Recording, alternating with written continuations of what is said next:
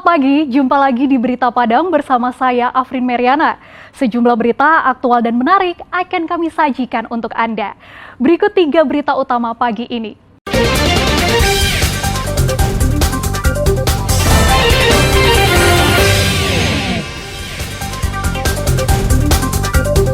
Sebuah rumah di Nagari Pilubang, Padang Pariaman, tertimpa tanah longsor, dinding rumah belakang hancur.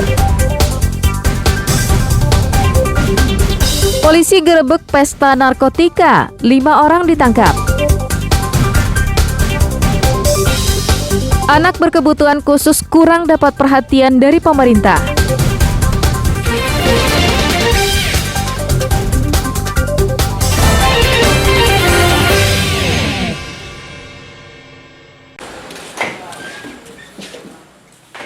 Hujan deras yang melanda daerah Padang Pariaman sejak Senin petang mengakibatkan sebuah rumah di Kanagarian Pilubang, Kecamatan Sungai Limau, tertimpa material longsor. Longsoran tanah berasal dari bukit yang berada di bagian belakang rumah Lambau dan Ratnawilis itu, menyebabkan dinding bagian belakang rumah roboh. Kejadian itu mengejutkan penghuni rumah, karena mereka tak menyangka akan terjadinya longsor. Beruntung saat peristiwa itu terjadi, Lambau dan keluarganya bisa menyelamatkan diri. Warga dibantu tentara dan polisi mengenyahkan material yang masuk ke rumah. Mereka menyelamatkan barang-barang yang masih bisa digunakan. Meski tak mengakibatkan korban jiwa, Lambau menderita kerugian puluhan juta rupiah. Rumah yang dari tepi sungai terendam air dan di pinggir bukit juga ada yang longsor. Adalah salah satu rumah warga di Korong Cibaruwas ini yang kena longsor hingga mengakibatkan bagian belakang rumah roboh dan tertimbun oleh lumpur. Masyarakat diimbau untuk tetap mewaspadai cuaca ekstrim yang sedang melanda daerah Padang Pariaman dalam beberapa hari ke depan. Eki Rafki melaporkan dari Padang Pariaman.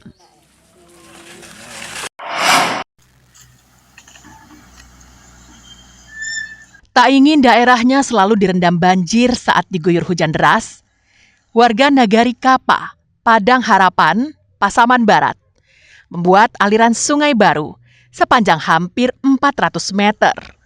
Pembuatan sungai ini dibantu oleh perusahaan perkebunan kelapa sawit yang beroperasi di daerah itu. Tak butuh waktu lama, dengan mengandalkan sebuah alat berat, aliran sungai baru langsung jadi, dan air pun mengalir dengan lancar. Aliran sungai ini dibuat di atas tanah yang dihibahkan warga setempat. Warga tak perlu lagi membongkar tumpukan sampah yang menutup aliran sungai yang lama. Rencananya, tumpukan itu dibiarkan saja, dan dalam waktu lama akan berubah menjadi daratan. Aktivitas pembuatan aliran sungai yang baru ini, setelah berkoordinasi dengan semua pihak, dan sebuah perusahaan perkebunan kelapa sawit bersedia membantunya dengan mengerahkan alat berat. Pembuatan aliran sungai baru, karena medan dari tumpukan sampah yang sudah terjadi di aliran sungai Batakapa ini sudah sangat berat untuk diurai. Jadi takutnya ketika material ini kita letakkan di pinggir sungai saat banjir kemudian masuk lagi dan itu tentunya terjadi penyumbatan lagi. Hibah dari masyarakat untuk membuat aliran sungai baru, maka diputuskanlah kita memotong aliran sungai. Bantuan yang diberikan oleh perusahaan ini merupakan tanggung jawab sosial perusahaan kepada warga sekitar. Perusahaan di waktu itu didatangi oleh pihak dari wali negari dari Pemekaran. Jadi kita bersedia untuk membantu menyelesaikan terjadinya tersumbatnya air, tersumbatnya sungai disebabkan oleh sampah, dan sampah ini sudah kali kedua kita melakukan ini. Sebenarnya ini memang tanggung jawab kita bersama, baik pemerintah maupun kenegarian dan perusahaan. Dengan adanya aliran sungai baru ini, warga menjadi lega karena jika daerahnya diguyur hujan deras, maka air sungai akan mengalir dengan lancar tak lagi terhambat oleh tumpukan sampah. Safatul Ulum melaporkan dari Pasaman Barat.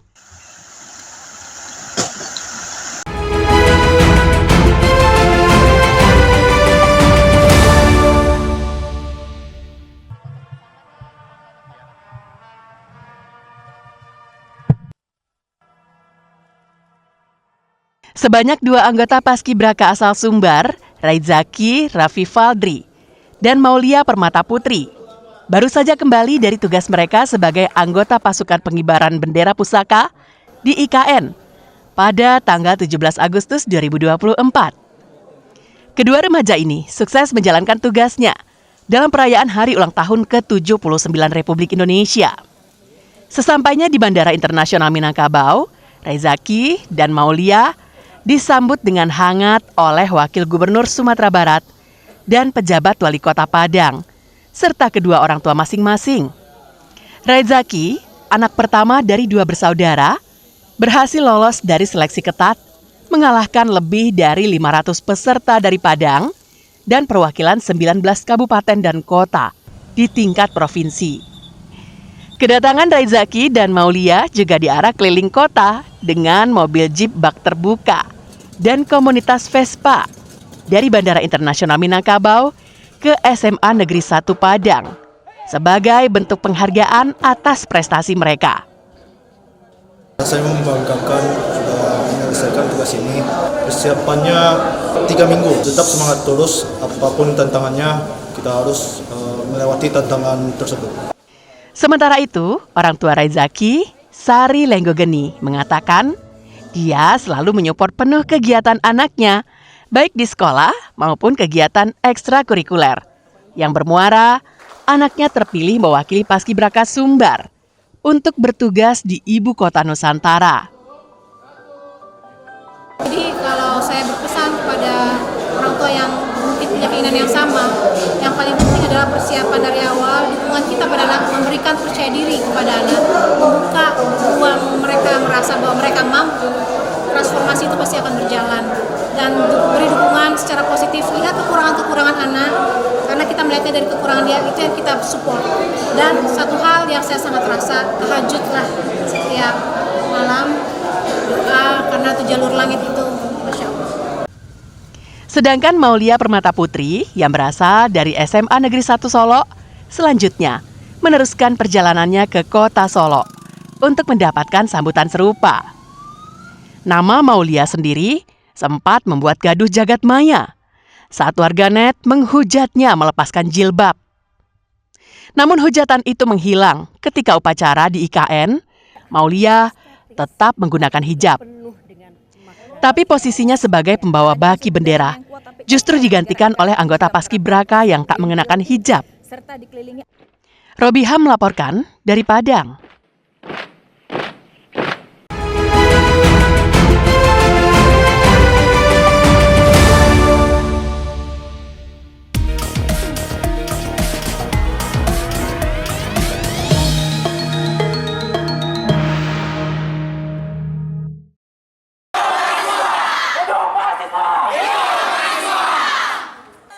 Ratusan mahasiswa dari sebuah perguruan tinggi di Darmasraya dan beberapa utusan mahasiswa dari Padang berunjuk rasa di gedung DPRD Darmasraya pada Senin siang. Meski KPU RI dan DPR RI telah sepakat untuk menjalankan putusan MK terkait pencalonan kepala daerah dan usia minimal saat pendaftaran, namun mahasiswa tetap datang untuk menyampaikan aspirasinya. Dalam aksinya, mahasiswa menekankan pentingnya ketaatan pada konstitusi, baik dari segi ambang batas suara partai untuk mencalonkan bakal calon kepala daerah maupun usia calon kepala daerah yang akan maju pada pilkada serentak pada November mendatang. Pasalnya, menurut mahasiswa, aturan ini sudah final dan mengikat yang harus dijalankan Komisi Pemilihan Umum. Maka dari itu, mahasiswa di Darmasraya yang mengatasnamakan Aliansi Masyarakat Sipil datang ke DPRD untuk mengawal hasil keputusan Mahkamah Konstitusi. Ini kita buktikan, Darmasraya mengambil sikap bahwa putusan MK. Aspirasi ini diterima oleh anggota DPRD dan menyatakan dukungannya terhadap tuntutan mahasiswa, serta berjanji akan meneruskannya. Kesepakatan kami, yakni kami ingin meneruskan pada 3 instansi yang terkait di dalam tuntutan mereka, itu kepada Bupati, dan juga kepada KPU, dan juga kepada instansi pengadilan. Jadi apa yang menjadi maksud dan tujuan daripada masyarakat, insya Allah akan tercapai. Dari pada mahasiswa, insya Allah tercapai. Usai aspirasi diterima, mahasiswa membubarkan diri dengan tertib. Eko Pangestu melaporkan dari Darmasraya.